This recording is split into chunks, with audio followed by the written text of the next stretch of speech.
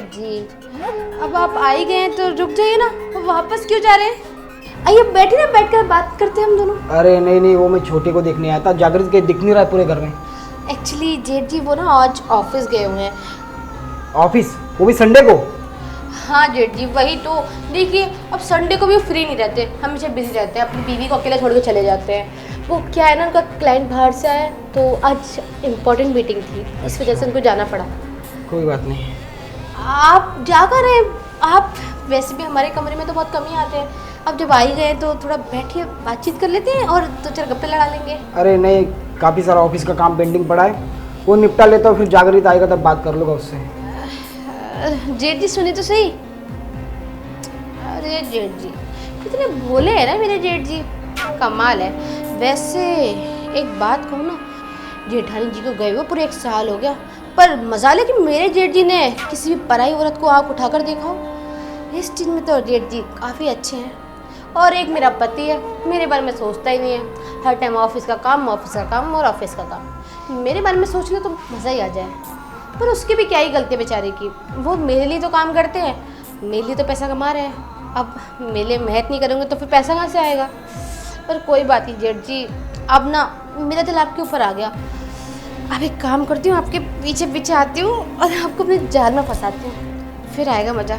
कोई बात नहीं, अभी तो आप मुझे आँख उठाकर तो नहीं देखते, पर अभी कुछ देर बाद आप मुझे अपने करीब खींच लेंगे।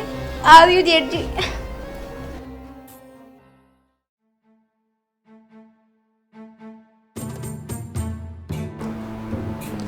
ला ला ला ला ला ला। अरे जेठ जी सॉरी। जेठ जी मैं क्या कह रही थी कि आपको काम करते करते बहुत टाइम हो गया, आपके लिए कुछ चाय कॉफ़ी कुछ बना दूँ अच्छा सा, या आपको भूख लगी तो आपको खाने के लिए बना दूँ? देखो अभी मुझे भूख नहीं लगी है और मुझे काम का प्रेशर है, तो मुझे काम करने दो, ठीक है? तुम जाओ यहाँ से। अरे जेठ जी काम तो होता ही रहता है, 2-4 बातें हमसे भी कर लो।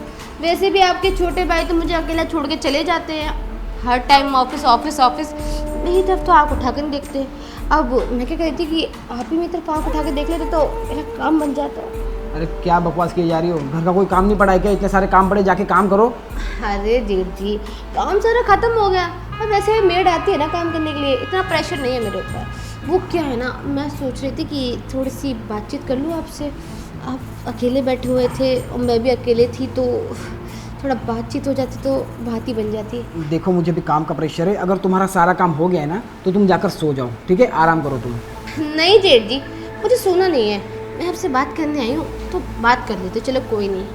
वैसे जेठ जी एक बात कहूँ, बुरा मत मानिएगा, मतलब जेठानी जी को मरे हुए पूरे 1 साल हो गए, और उनके जाने के बाद कि मजाल है किसी भी पराई औरत को आपने उस नज़र से देखा हो जिस नज़र से आप जेठानी जी को देखते थे। लेकिन कोई बात नहीं, हर आदमी का मन होता है अपना अपना, वो नहीं देखना चाहता। और मुझे समझ में भी आ गया कि आप बाहर पराई औरत को नहीं देख सकते, लेकिन घर में तो आप देख सकते हैं ना। घर में क्या प्रॉब्लम है?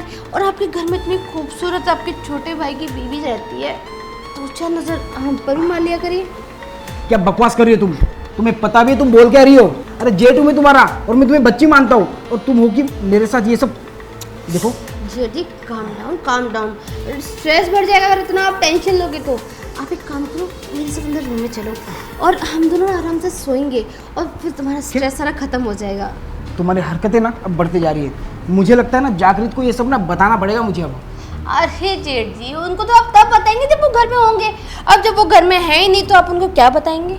मुझे पता है वो घर में ही है। जागृत, जागृत! अरे जेठ जी अपनी एनर्जी वेस्ट क्यों कर रहे हैं? वो घर में नहीं है, सच बोल रही हो। बस आप एक काम करिए, मेरे साथ रूम में चले जाइए, थोड़ा करीब आ जाइए ना। क्या प्रॉब्लम है? बंद करो, तुम्हें समझ में नहीं आ रहा मैं क्या बोल रहा हूँ तुमको कब से। अरे जेठ जी देखिए आप इतना भड़किए मत, प्यार से बात करते ना। अब मैं क्या कह रही थी कि आप चलिए मेरे साथ रूम में, हम दोनों चलते हैं। देखो तुम निकलो यहाँ से। अरे जेठ जी मेरी बात तो सुनिए। खुशबू क्या हुआ? देखो ना पता नहीं जेठ जी को क्या हो गया, इतनी जोर से धक्का मार दिया मुझे। भैया ये खुशबू क्या कह रही है? आपने इसे धक्का क्यों मारा? देख जागृत, अबे नौटंकी ना तू बंदी कर दे, ठीक है? अरे तुम दोनों को क्या लगता है कि इस घर में जो कुछ भी चल रहा है मुझे पता नहीं है?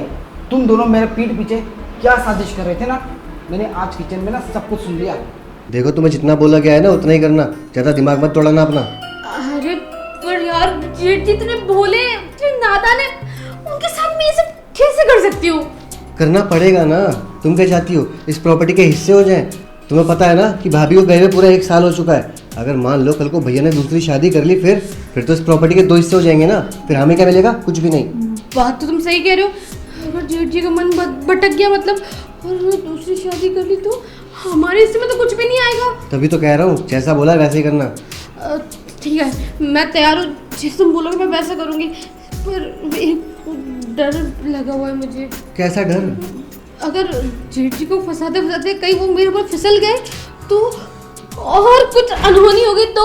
अरे कुछ नहीं होगा भाई, मैं वहीं पे ही रहूँगा। मैं बस ये चाहता हूँ कि तुम उनके क्लोज आ जाओ, ताकि मैं गेट के पीछे से कैमरे में वीडियो रिकॉर्ड कर लूँ। उसके बाद फिर उन्हें कल को ब्लैकमेल भी तो करूँगा, तभी तो सारी प्रॉपर्टी हमारे नाम होगी। हाँ ठीक है, पर तुम टाइम से आ जाना प्लीज़, मुझे बहुत डर लग रहा है। अरे आ जाऊँगा भाई, अब चलें, स्टार्ट करें? हाँ चलो चलो, टाइम वेस्ट करो। अरे शर्म आनी चाहिए तुझे, किस लिए कर रहा था तू? इस प्रॉपर्टी के लिए? अरे खुशी खुशी मांग लेता, तुम ऐसे ही दे देता। क्या कमी रखी थी मैंने तेरे लिए? हाँ, तेरी हर छोटी बड़ी ख्वाहिशों को मैं पूरा किया करता था।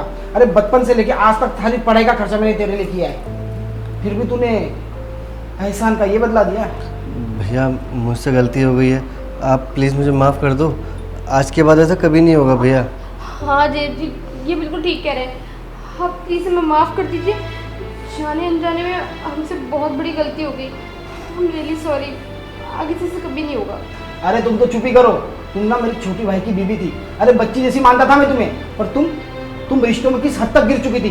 अरे जेठ हूं मैं तुम्हारा, और ये सब करने जा रही थी, वो भी किस लिए? ये प्रॉपर्टी के लिए। आज तुम्हें एक बात बताता हूँ मैं, जब तेरी भाभी गुजर गई थी ना, उसके बाद ही मैंने सोच लिया था, भाभी जाने के बाद मैं इस प्रॉपर्टी का करूँ ही क्या। तो इसलिए मैंने ये सारी प्रॉपर्टी तुम दोनों के नाम कर दी थी।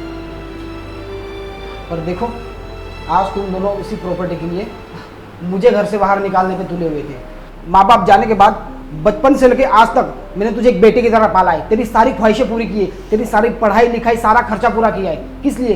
इसलिए कि मुझे ये दिन देखना पड़े। बता। भैया गलती हो गई है ना मुझसे, आप माफ़ कर दो। आज के बाद नहीं होगा भैया ऐसा। आपका छोटा भाई हूँ, मैं बहक गया था, लेकिन आज के बाद भैया कभी नहीं होगा। आप बस एक आखिरी गलती समझ के मुझे माफ़ कर दो। हाँ जेठ जी, हम प्रॉपर्टी के लालच में अंधे हो गए थे और हम भूल गए थे कि हम किसी अपने के साथ बहुत गलत कर रहे हैं, पर हम मुझे एहसास हो गया है, और इनको भी माफ़ कर दीजिए। देखो, गलती तो तुमसे हो गई है, और आज एक गलती ना मैं भी करना चाहता हूँ। मैं हमेशा हमेशा के लिए ये घर छोड़ के चला जाऊँगा, और तुम दोनों की ना कभी शक्ल नहीं देखूंगा। अरे मेरी बीबी के गुजरने के बाद मैंने सोचा मैं जीऊँगा तो किसके लिए जीऊँगा? सिर्फ तुम्हारे लिए जीऊँगा। और आज पता चला कि तुम तो मेरे कभी अपने थे ही नहीं, तुमने मुझे साथ में रखा सिर्फ इसलिए, इस प्रॉपर्टी के लिए। तो कोई बात नहीं, रखो इस प्रॉपर्टी को अपने पास। मैं तो अभी जा रहा हूँ इस घर से। और हाँ, दुनिया को और समाज को ना जवाब देते रहना, इस प्रॉपर्टी के लिए तुमने बड़े भाई के साथ किस हद तक बदसलूकी की।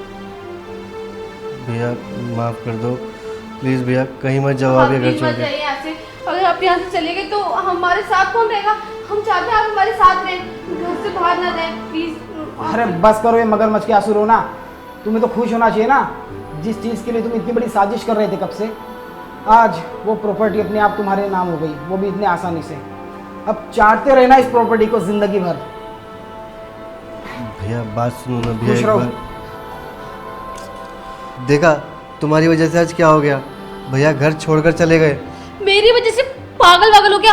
मेरी वजह से कैसे गए हैं? तुम ही कह रहे थे ना मैं जेठ जी के साथ ये करो वो करो, पर प्रॉपर्टी हमारे हिस्से में आ जाएगी। देखो क्या हो गया। तो तुम्हें तो था ना प्रॉपर्टी का लालच की सारी प्रॉपर्टी चाहिए मुझे, रख लो प्रॉपर्टी। ये ना ड्रामा बंद करो और जाओ, रोको जाके जेठ जी को, बाहर चल तो दिक्कत हो जाएगी। जा रहा हूँ।